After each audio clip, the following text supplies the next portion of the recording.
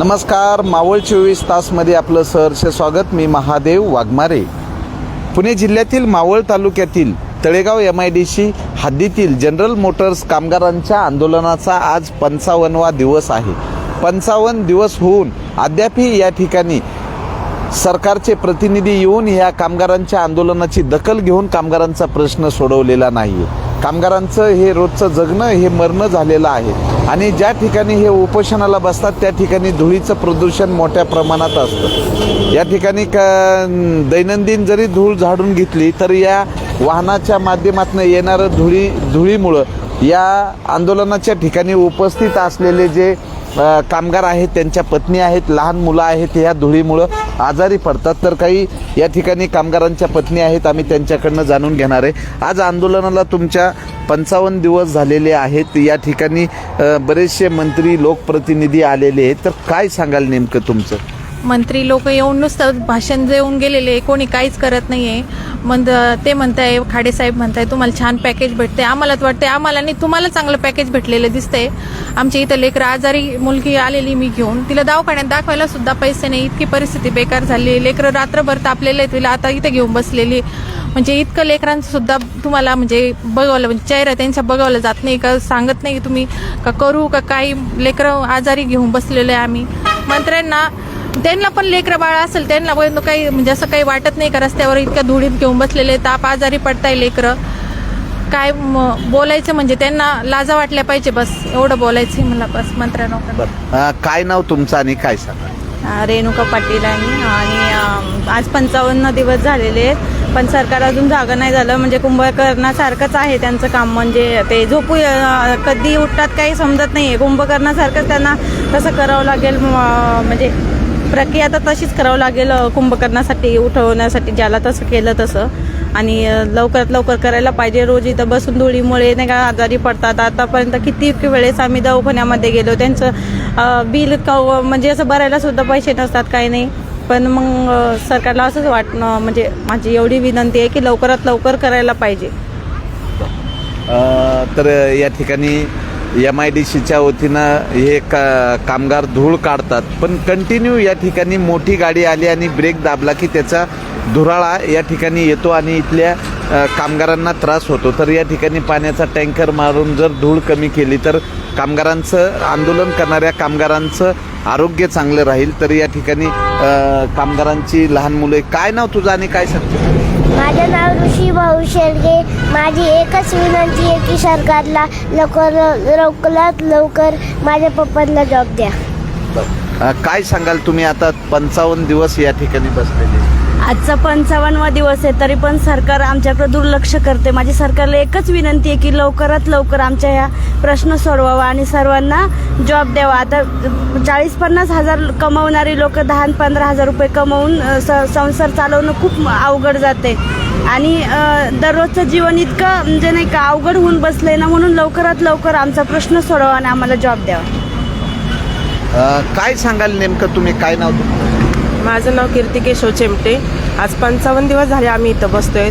दिवाळी झाली आमची. दिवाळीला मुलं अक्षरशः शेजाऱ्यांची मुलं कपडे घेतले, नवीन फटाके वाजवत होती आणि आमची मुलं घरात बसलेली होती. एवढी रडत होती की मम्मी आम्हाला पण पाहिजे, पप्पा आम्हाला पाहिजे, पण आम्ही नाही देऊ शकत. आज 10-12 हजारामध्ये आम्ही मुलांचं हे करणार की घर चालवणार.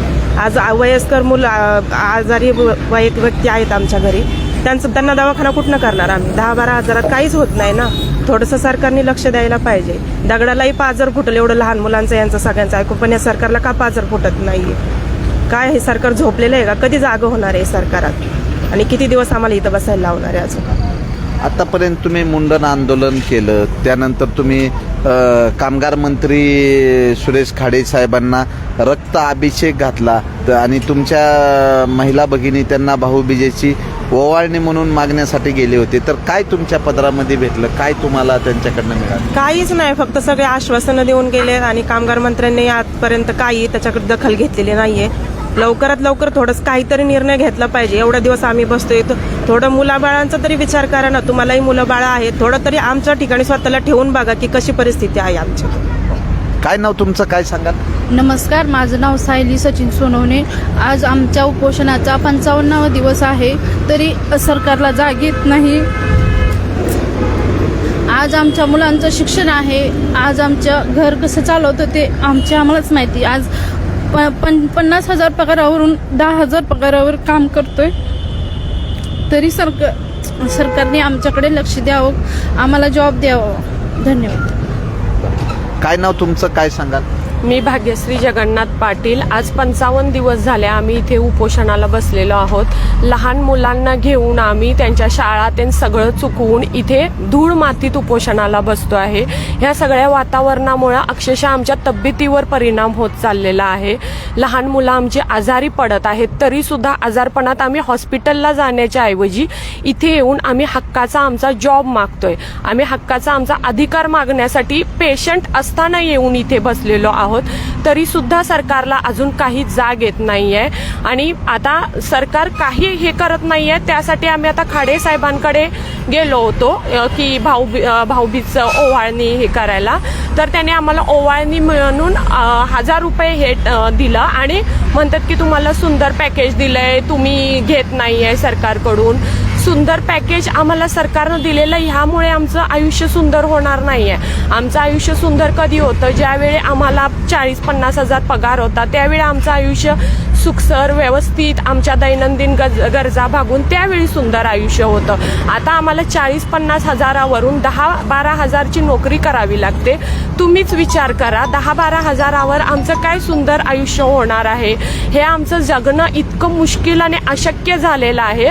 जगण्यापेक्षा आता सगळ्यांनी मरण पत्करावं का, हा एकच पर्याय आमच्याकडे आता राहिलेला आहे. यामुळे सरकारला माझी कळकळीची विनंती आहे, आम्ही आत्मदहन करण्याची तुम्ही वाट बघत आहात का? ते पाहिजे असेल तर ते सुद्धा सांगून द्या, आम्ही आता ते सुद्धा करायला तयार आहे. कारण आमचं जगणं इतकं अशक्य झालेलं आहे, तो पर्याय आमच्यासाठी आता सोयीस्कर वाटतोय.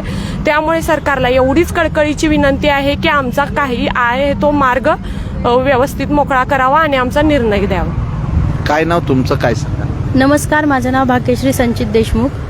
आज आंदोलनाचा 55वा दिवस. एक खूप मोठं प्रश्नचिन्ह डोळ्यासमोर उभं राहतं की जगायचं कसं. जगण्यासाठी ज्या काही गोष्टी होत्या त्या आमच्याकडे होत्या. खूप सुंदर असं आयुष्य चाललं होतं. सुरळीत घडणाऱ्या कुठेतरी एक मोठा खळगा आला आणि सगळं आयुष्यच बदलून गेलं. खूप प्रश्न उपस्थित होतात समोर. 3 वर्ष झाली, 3 वर्षापासून आम्ही रोज वाट पाहतोय आणि सगळ्यात मोठी अडचण जी असते ती म्हणजे पैशांची. सगळ्या गोष्टींची नाटकं करता येतात पण पैशांची करता येत नाहीत.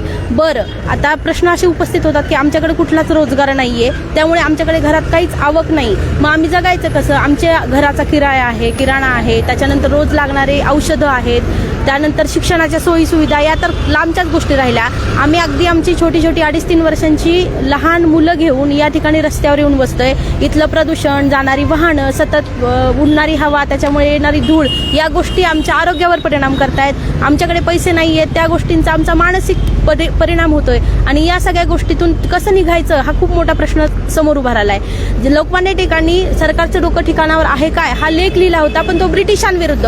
आज आम्हाला आमचं स्वतःचं स्वातंत्र्य असताना, आमचं स्वतःचं सरकार असताना त्या सरकारला आमची कुठलीच काळजी नाहीये. तर मग आम्हाला हा प्रश्न नक्कीच विचारावा वाटतो की खरंच सरकारचं डोकं ठिकाणावर आहे काय. आमचे 35 बांधव, 5 बांधव फक्त आरोग्य सुविधाच्या अभावी, म्हणजेच त्यांना छोटे आजार झाले आणि पैशाच्या अभावी सुविधा उपलब्ध नसल्यामुळे त्यांना प्राण गमवावा लागला. आज कितीतरी कोटी किंमत दिली तरी ते वापस येणार आहेत का? आणि हीच वेळ तुम्हाला राहिलेल्या सगळ्या कामगारावर जर आणायची असेल तर तुम्ही तसं करू शकता, निश्चितच करू शकता. परंतु आता काहीतरी योग्य निर्णय घ्या. कुठल्याही गोष्टीला एक सीमा असते, एक मर्यादा असते आणि ही मर्यादेचं उल्लंघन होतं तेव्हा विद्रोह होतो, खूप मोठं अराजक माजतं. आणि याच गोष्टीची तुम्हाला वाट बघायची आहे का? आम्ही रडून झालं, कुठले वेगवेगळ्या प्रकारची आंदोलनं करून झाली, तुमच्याकडे अगदी भाऊबीजेच्या नावावरती भीकही मागून झाली, पण आता तुम्हाला कधी जाग येणार? आणि जर ते येणार असेल तर लवकरात लवकर आणा, कारण आमचा रोज दैनंदिन जगण्याचा प्रश्न अगदी बिकट होत चाललाय. यासाठी आपल्याला विनंती करतोय की सरकार आपलंय आणि ते आपले पण आम्हाला तुम्ही जाणून द्या आणि आमचा प्रश्न लवकर मार्गी लावा. कामगारांच्या पत्नीच्या ह्या व्यथा आहेत आणि व्यथा सांगत असताना त्यांच्या डोळ्यातनं अश्रू येतात. तर या ठिकाणी कामगार आहेत, आम्ही कामगाराकडनं जाणून घेणार आहोत. काय नाव तुमचं आणि काय सांगाल? नमस्कार, माझं नाव साजिश खोत. गेली 13 वर्ष आम्ही जनरल मोटर्समध्ये काम करत असताना गेले 3 वर्षे कंपनीनं आम्हाला रिट्रेच केलं आणि ते यातना सहन करत असताना आम्हाला एक आशा होती सरकारकडनं की जेणेकरून सरकार आमच्या बाजूनं खंबीरपणे उभे राहील. पण असं काही दिसलं नाही. आत्ताचे कामगार मंत्री सुरेश भाऊ खाडे यांनी क्लोजर अर्ज मंजूर केला आणि एका क्षणात 1000 कामगारांना रस्त्यावर आणलं. माझी तर त्यांना अशी विनंती असेल की ज्यावेळी क्लोजर मंजूर करत होते त्यावेळी निदान कामगारांना मरणाचे जरी त्यांनी परवानगी दिली असते तर बरं झालं असतं. कारण की आम्ही गेले 3 वर्षाच्या यातना झेलतोय त्या असह्य करण्यासारख्या आहेत. निदान ह्या ज्या यातना आहेत 3 वर्ष त्यातून आमची मुक्तता तरी झाली असती, जेणेकरून हे रोजचं थोडं थोडं मरण्यापेक्षा आम्हाला एकदा असं मेलेलं बरं असं. आणि मग आता पुढे जाऊन आमचा पुढे संसार परिवार चालवण्याचे एवढे मोठे हालापेष्टा सहन करावं लागतात की जेणेकरून ते सरकारला दिसत नाही. गेले 55 दिवस झाले आमचे लहान मुलं बाळं आमचा कामगार बंधू हा रस्त्यावर बसलेला आहे, तरी पण सरकारचं याच्याकडे लक्ष नाही. हे मोठी खेदाची गोष्ट वाटते. धन्यवाद. काय नाव तुमचं, काय सांगा? नमस्कार, मी सचिन उत्तम सोनवणे. आम्ही गेल्या 55 दिवसापासून कुटुंबासह साखळी उपोषण करत आहोत नोकरी मिळावी म्हणून. आम्ही काय अशी जगावेगळी काही मागणी केलेली नाही. आम्हाला आमच्या ॲग्रीमेंटप्रमाणे हक्काची नोकरी आम्ही मागत आहे. ही नोकरी नसल्यामुळे आम्हाला आमच्या मुलांच्या शाळेची फीसुद्धा व्यवस्थित भरता येत नाही आणि फी नाही भरली तर शाळा अक्षरशः पेपरसुद्धा देत नाहीत आम्हाला. मग हे जे मुलं आहेत हे उज्ज्वल भारताचे भविष्य आहे. मग ह्या मुलांचं भविष्य उज्ज्वल करण्यासाठी सरकारने आम्हाला रस्त्यावर आणणं गरजेचं होतं का? ह्यांनी आम्हाला आमच्या हक्काचा रोजगार पाहिजे. गुजरात सरकारला जर फोर्डच्या कामगारांना टाटा मोटर्समध्ये नोकरी द्यायला जमतं तर महाराष्ट्र सरकारला आम्हाला नोकरी द्यायला का जमत नाही? एवढंच, आम्हाला नोकरी द्यावी. हां, काय नाव आणि काय सांगा? माझं नाव सचिन शेवाळकर. तर मी 13 वर्ष झाले जनरल मोटर्समध्ये काम करत होतो. तर सरकारने अशी वेळ आणून ठेवली आम्हाला की आम्ही रस्त्यावर आलो आहे. आता सध्या भीक मागायची वेळ आलेली आहे आम्हाला, की जेणेकरून ह्या कामगार मंत्रीने की कामगारांच्या बाजूने चांगला निर्णय द्याय सोडून कंपनीच्या बाजूने निर्णय दिला. त्यामुळं आम्हाला ही आता सध्या वेळ आलेली आहे. तर लवकरात लवकर आम्हाला की या नवीन कंपनीमध्ये हायसर ट्रान्सफर केलं पाहिजे. ट्रान्सफर केलं तर आम्हाला कुठंतरी रोजगार निर्माण होईल आणि आमचं घर चालेल. नाहीतर आम्हाला भीक मागायची वेळ आलेली आहे सध्या. काय नाव आणि काय सांगा? माझं नाव गौरव शिंदे. मी 13 वर्ष झाले जनरल मोटर्समध्ये काम करतो. आज कामगार मंत्री सुरेश खाडे यांच्या एका चुकीच्या निर्णयामुळे आज आमच्या कामगारांवर एवढी वाईट वेळ आली. आमच्या मुलाबाळांसकट आम्हाला आज इथं आंदोलनात उभं राहावं लागतं आहे ना. त्यांच्या भविष्याची चिंता आमच्यासमोर एवढी गहन झाली. आता तुम्ही बघत असाल आमचे लहान मुलं, तर आम्ही कसं जगायचं, कसं आमचं भविष्य मुलांचं सुरक्षित करायचं. आमची सरकारला एकच विनंती आहे, आमच्या मुलांच्या भविष्यासाठी तरी तुम्ही एक तळमळीची विनंती का आम्हाला येणाऱ्या हुंदाई कंपनीमध्ये तसा आमचा रोजगार आम्हाला मिळून द्यावा. आणि कामगार मंत्री हे कामगार मंत्री आहेत का नाही याची खरंच शंका निर्माण झाली की आपण कामगारांसाठी लढणारे मंत्री आहात का कंपनीसाठी लढणारे मंत्री आहात. आज आमची मुलगी, आज आम्ही लहान आहे किंवा काय, तिच्या भविष्याची चिंता या सरकारने बघावं आमच्या लहान मुलांकडनं का बाबा काय यांचं भविष्य तुम्ही सुरक्षित करू शकता. आज तुमच्या घरात सुद्धा लहान मुलं आहेत किंवा काय, तुम्ही त्यांच्यासाठी सुद्धा काहीतरी भविष्यात चिंता करता आई वडील म्हणून. तर आमचा तो अधिकार नाही आहे का? सरकारने याच्याकडं नीट लक्ष द्यावं, आमच्या विषयाकडं गांभीर्याने लक्ष द्यावं आणि लवकरात लवकर आम्हाला येणाऱ्या हुंदाई कंपनीमध्ये जॉब देऊन आमचं भविष्य सुरक्षित करावं ही विनंती सरकारला. काय नाव आणि काय सांगा? माझं नाव गणेश ठोंबरे. मी 14 वर्ष मी जनरल मोटर्समध्ये सर्व्हिस केली आहे. आज 55 दिवस आहे. आज आम्ही इथं उपोषणाला बसलेलो आहे. आजचा दिवस माझ्यासाठी एक म्हणजे आणि माझ्या मुलींसाठी एक जो होता आजचा दिवस, तर तेव्हा आज स्कूलमध्ये ओपन डेचा दिवस होता. आज म्हणजे मला 6 महिन्याची परीक्षा होती. ती परीक्षेचा जो निकाल असतो तो बघण्यासाठी मला तिथं जायचं होतं. तर तिथं मला जाता नाही आलं आहे. कारण का? तर तिथं गेल्यानंतर आपल्याला फीस मागणार आहे. या फीस भरायची कुठून हा माझ्या डोक्यामध्ये प्रश्न पडला. तर त्यामुळे माझ्या मुलींना आणि मी इथं आंदोलनामध्ये येऊन बसलो आहे. कारण की माझं जर इथं आंदोलनाला जर आम्हाला हे मिळालं, कंपनीनं जर आम्हाला साथ दिली किंवा सरकारने साथ दिली तर आम्हाला पैसे मिळणार आहेत. त्यातनंच मी माझ्या मुलींची फीस वगैरे भरू शकतो. आणि सरकारला पण मला विचारायचं आहे की सरकार पण म्हणतंय की आपलं सरकार जे आहे शेतकरी आणि कष्टकऱ्यांचं आहे किंवा कामगारांचं सरकार आहे. मला सरकारला हाच प्रश्न विचारायचा आहे का दिल्लीमध्ये जे शेतकरी आंदोलन झालंय तीच वाट तुम्ही बघताय का कामगारांचं जे आंदोलन होण्याची? आणि जे दिल्लीमध्ये केंद्र सरकारने हात जोडले शेतकऱ्यांपुढं, तेच तुम्हाला करायचं आहे का? हे माझी कळकळीची विनंती आहे का हे तुमचे जर हातात जर असेल तर हे लवकरात लवकर आमचा विषय मार्गी लावावा.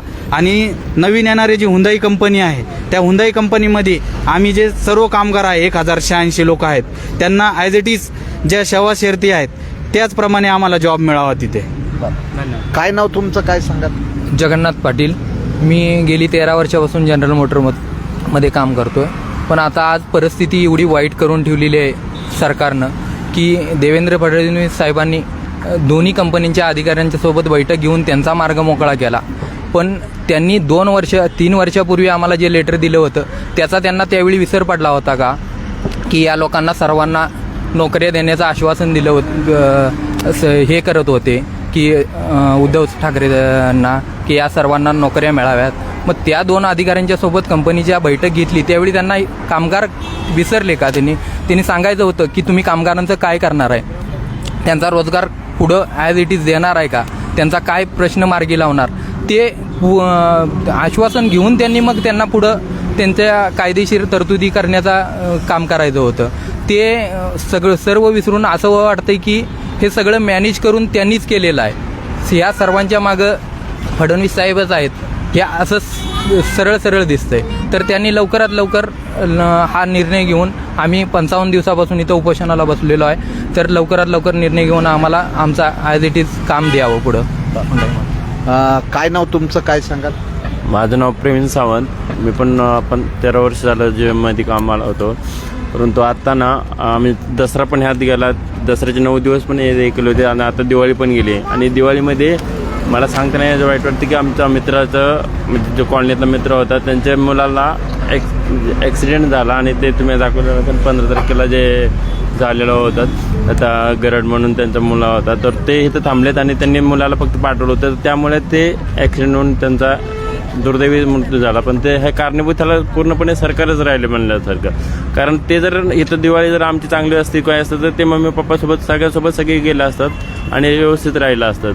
हे त्यांनी एकट्याला पाठवलं त्यामुळे थोडंसं ठीक आहे प्रमाणे झालं असेल, परंतु ते सरकारमुळे झालेलं आहे. त्याच्यामुळे त्यांनी जर लवकर आणखीन असे टाईम घालवला तर आणखीन काहीतरी घटना घडण्याची शक्यता राहते. त्यापेक्षा आम्हाला सुखी केलं तर बरं होईल सरकारनं. तर कामगारांचा प्रश्न हा गहन होत आहे. 55 दिवसापासून कामगार या ठिकाणी उपस्थित झालेले आहेत. कामगारांचा प्रश्न सरकारने लवकर सोडवावा. मावळ 24 तास प्रतिनिधी महादेव वाघमारे, धन्यवाद.